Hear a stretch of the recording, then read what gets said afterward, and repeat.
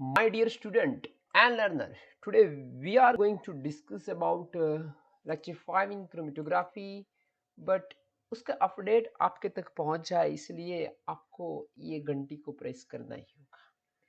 If you press this bell icon, then you are getting the latest video or updated video of this channel. Let us go that. So the first, today we have to discuss about the column efficiency. And one beautiful house I have shown it here. तो देखते हैं मैंने ये क्यों बताया हुआ है. So a stationary phase, we have mobile phase, and we have sample. Today we discuss about column efficiency, and column किससे पैक होती है? स्टेशनरी फेज से. सो द कॉलम एफिशिएंसी को हम बताने के लिए दो पैरामीटर रखते हैं. एक रखता है वो थियोरिटिकल प्लेट.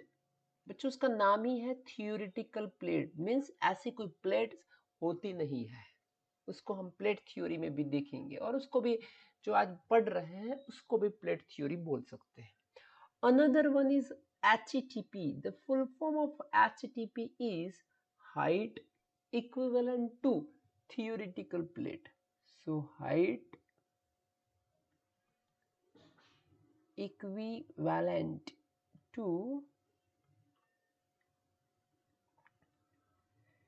theoretical plate.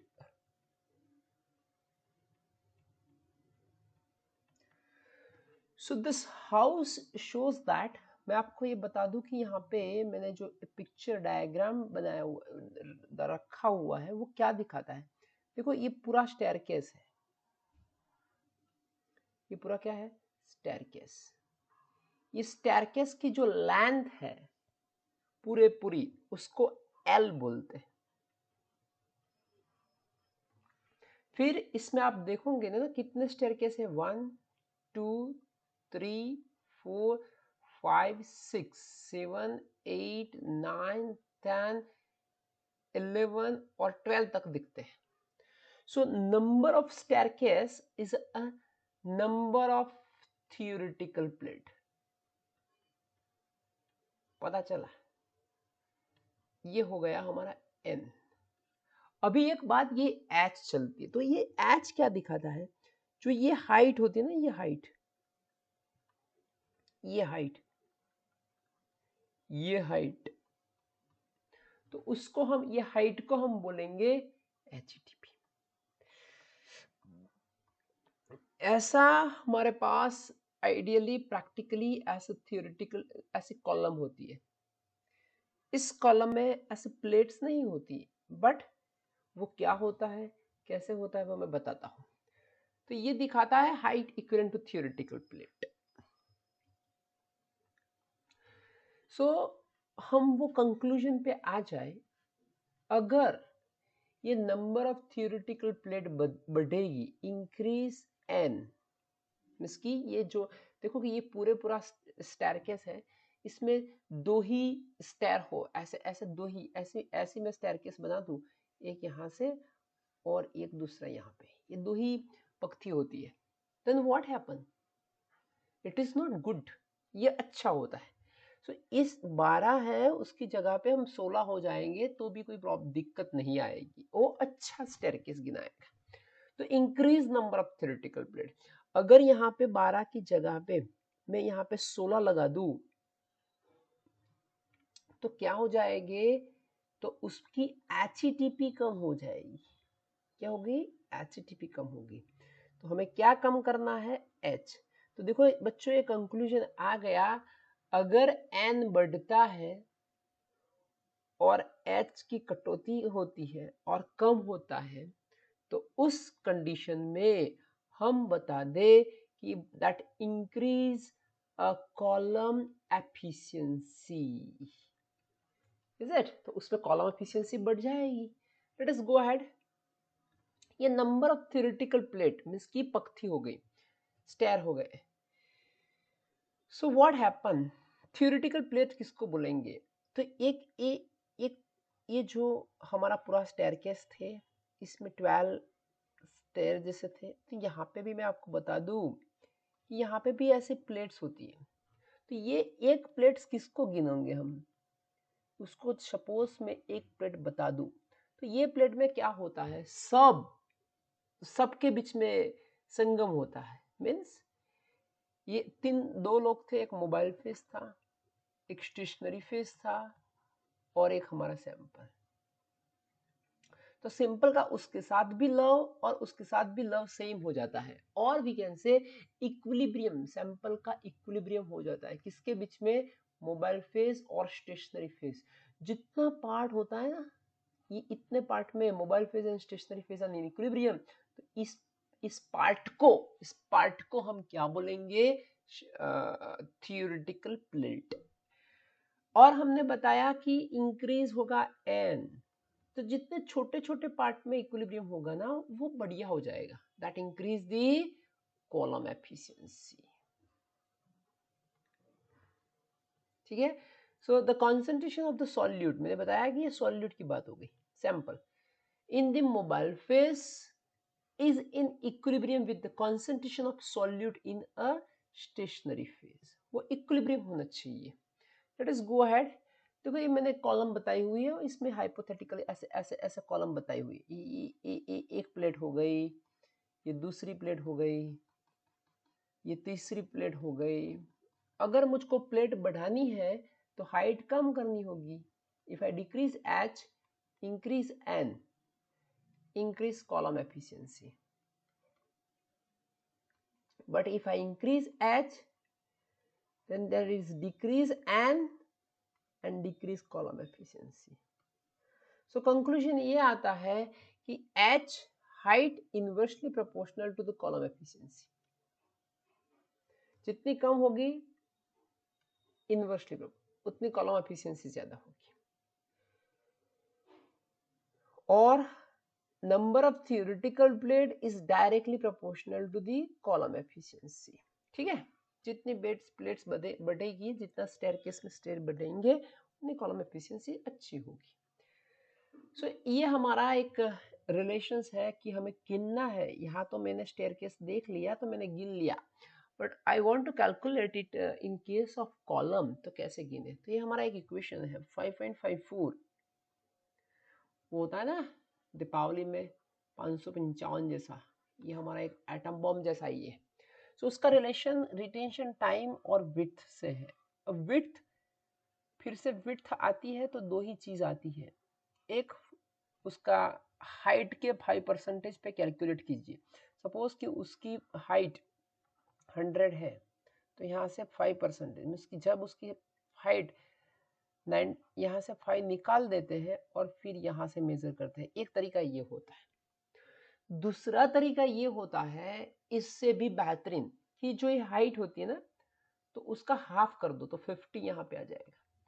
तो एक 50 लेंथ पे, 50 हाइट पे, 50% हाइट पे, यहाँ 100 होगा तो 50 सेंटीमीटर पे, 200 होगा तो 100 सेंटीमीटर में, मीन्स कि 50% हाइट पे, हाइट का 50% लेके हम जो विड्थ लाएंगे उसको बोलते हैं हाफ विड्थ। ये एच इसीलिए बताया है, that is a half of the total height. So retention time किसको बोलते हैं, वो very well we know that, and यहाँ पे वो लिखा हुआ है। Second thing is W H क्या है, half height, this is very important. और इस इक्वेशंस को बेहतरीन इक्वेशंस बोला जाता है compare to, I show you the equation which is measure at 5%, क्योंकि हाफ हाइट है ना, वो वेरिएशन होने का चांसेस कम हो जाते हैं कंपेयर टू दी 5%। देखो मिडल में तो ऐसा ही आएगा। प्रॉब्लम कहाँ, दिक्कतें कहाँ आती है, ये यहाँ पे ये ऐसा हो जाता है, फिर कोई बार ऐसा भी हो जाता है, तो ये बेस्ट है। तो अगर हाफ हाइट मेजर करेंगे ना, तो ऑलमोस्ट सेम आने का चांसेस बहुत ज्यादा रहते हैं, इसलिए वो मेजर करते हैं। यहाँ से वो भी कंक्लूजन आता है कि increase retention time, then increase N, and increase N increase column efficiency. This is very simple. तो जितना रिटेंशन टाइम बढ़ेगा उतना अच्छा होगा, पर 15 से ज्यादा नहीं होना चाहिए, otherwise it will waste over time. Let us see is rarely used. देखो ये अभी मैं हाइट देख बता देता हूँ मैं आपको, देख लीजिए। तो यहाँ पे हम ये जो दिख के आपको पता चल गया होगा, ये वही बात है एट 0.05 5% और 1/20। तो एक हाइट यहाँ पे हम मेजर करते हैं और दूसरा एक हाइट हम यहाँ पे मेजर करते हैं, तो ये बढ़िया रहेगी कंपेयर टू दिस, और ए हाइट ज्यादा होगी, इंक्रीज होगी कंपेयर टू हाफ, इससे ए कैसी होगी, ज्यादा। सो एट 5% जो हाइट होगी वो ज्यादा होगी। If the denominator is increase the total value is decrease, तो उसको बढ़ाने के लिए हमें क्या करना होगा, ये वैल्यू को बढ़ाना होगा, so that we have increase.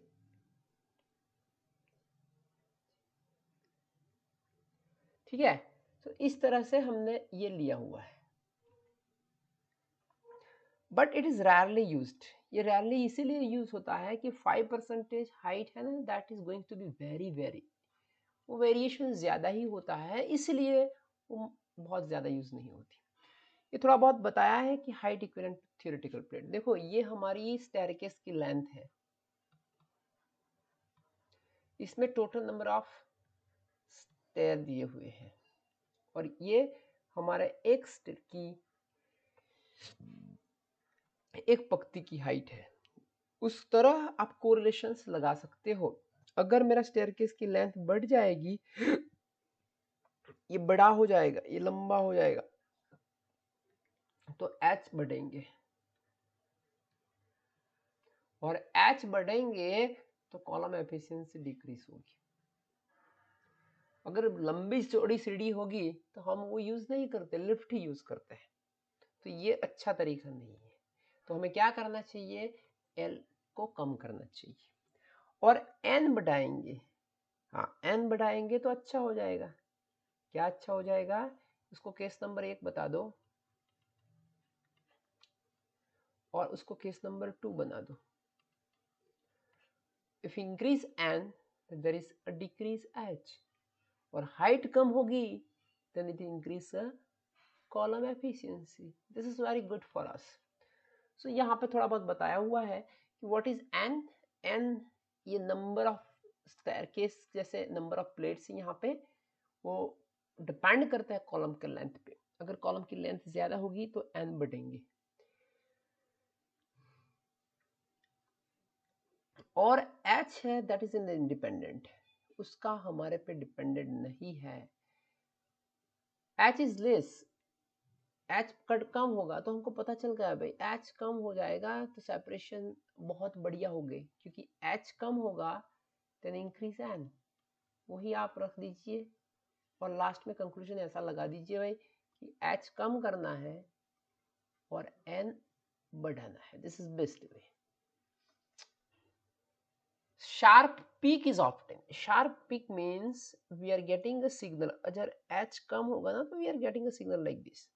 If the h is not less or it is high, then we are getting a signal like this, and this signal is not a visible, this is visible, is it?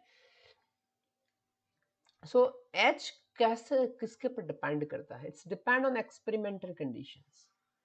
तो experimental condition में हमारे पास क्या आता है, column आते हैं, column का temperature, sorry column तो फिक्स है, कॉलम का temperature, then mobile phase, these two are the major parameter which affect the h. So this is the story of height equivalent to theoretical plates. So ultimately I have tried to show you a plate theory, or I can say the relations between h and n. अगर आपको ये अच्छा लगा हो, you can continue with the series to learn more about that. Thank you. Thanks a lot.